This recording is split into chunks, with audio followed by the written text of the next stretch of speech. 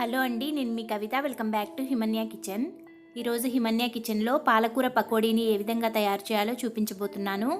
ఈ పాలక్ పకోడీ అనేది evening snack రెసిపీగా చాలా బాగుంటుందండి. పాలక్ పకోడీ తయారు చేసుకోవడానికి ముందుగా స్టవ్ వెలిగించి ఒక ప్యాన్ పెట్టుకోవాలి. అందులోనికి డీప్ ఫ్రైకి తగినంత ఆయిల్ వేసుకోవాలి. ఈ ఆయిల్ హీట్ అయ్యేలోపు మనం పిండిని కలుపుకుందాం. పాలకూర పకోడీ తయారు చేసుకోవడానికి నేను ఇక్కడ 4 కట్టల పాలకూరను తీసుకున్నానండి. ఈ పాలకూరను శుభ్రంగా వాష్ చేసుకోవాలి. ఆకుకూర కాబట్టి ఇసుక ఎక్కువగా ఉంటుంది, అందుకని నీట్గా 2-3 సార్లు శుభ్రంగా వాష్ చేసుకోవాలి. ఇలా వాష్ చేసుకున్న తర్వాత పాలకూర కాడల వరకు తీసేసుకొని ఓన్లీ ఆకుల్నే సన్నగా కట్ చేసుకొని ఒక బౌల్లోనికి యాడ్ చేసుకోవాలి. ఇలా కట్ చేసుకున్న పాలకూరలోనికి 4-5 వెల్లుల్లిపాయలను సన్నగా కట్ చేసుకొని వేసుకోవాలి. 1/2 టేబుల్ స్పూన్ వరకు వాము, 1 కప్పు వరకు శనగపిండిని యాడ్ చేసుకోవాలి. శనగపిండితో పాటుగా 1/2 కప్పు వరకు బియ్యపిండిని యాడ్ చేసుకోవాలి. బియ్యపిండిని వేయడం వలన పకోడీ అనేవి క్రిస్పీగా వస్తాయండి. అలానే రుచికి సరిపడా సాల్ట్ని యాడ్ చేసుకోవాలి. ఇప్పుడు కొంచెం కరివేపాకుని తీసుకొని తుంచుకొని వేసుకోవాలి. నేను ఇప్పుడే పచ్చిమిరపకాయలని యాడ్ చేయట్లేదండి. పిండిని కలుపుకున్న తర్వాత పచ్చిమిరపకాయలను వేసుకొని మరలా కలుపుకుంటాను. ఇందులోనే పచ్చిమిరపకాయ ముక్కలను కూడా వేసుకొని కలుపుకుంటే కొంచెం ఘాటు ఎక్కువగా ఉంటుంది, పిల్లలు తినరని నేను తర్వాత యాడ్ చేసుకుంటున్నానండి. ఈ వేసుకున్న ఆకుకూర మొత్తాన్ని బాగా కలిసేలాగా మిక్స్ చేసుకోవాలి.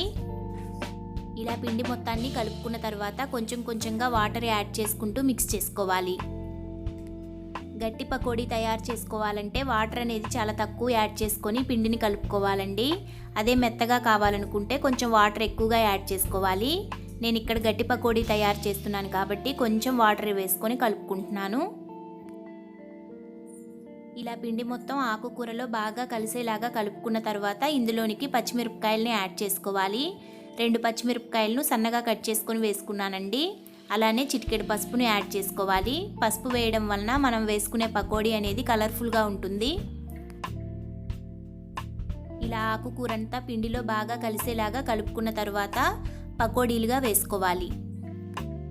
ఇలా కొంచెం పిండిని తీసుకొని ఆయిల్లోనికి పకోడీలాగా వేసుకోవాలి. మనం ఆనియన్ పకోడీకి ఏ విధంగా వేసుకుంటామో అలానే వేసుకోవాలండి. పకోడీలన్నింటినీ ఈ విధంగా వేసుకున్న తర్వాత మంటను మీడియం టు హై ఫ్లేమ్లోనికి అడ్జస్ట్ చేసుకుంటూ చక్కగా ఫ్రై చేసుకోవాలి. ఇవి ఒకవైపు కాలిన తర్వాత మరోవైపుకు తిప్పుకుంటూ 2 వైపులా ఈవెన్గా ఫ్రై చేసుకోవాలి. ఆయిల్లో ఏర్పడిన నురగంతా తగ్గిపోయి పకోడీలు చక్కగా ఫ్రై అయిన తర్వాత వీటిని తీసి ఒక ప్లేట్లోనికి పెట్టుకుంటే సరిపోతుంది.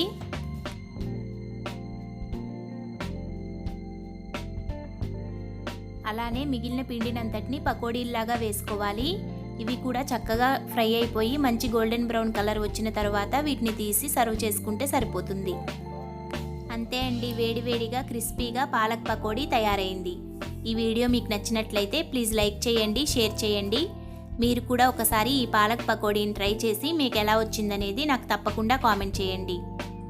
మరిన్ని వీడియోస్ కోసం హిమన్య కిచెన్ని సబ్స్క్రైబ్ చేసుకొని పక్కనే ఉన్న గంట సింబల్ను ప్రెస్ చేసి ఆల్ ప్రెస్ చేయండి. నేను ఏదైనా కొత్త వీడియో చేస్తే దాని నోటిఫికేషన్స్ మీ వరకు వస్తాయి. Thank you for watching.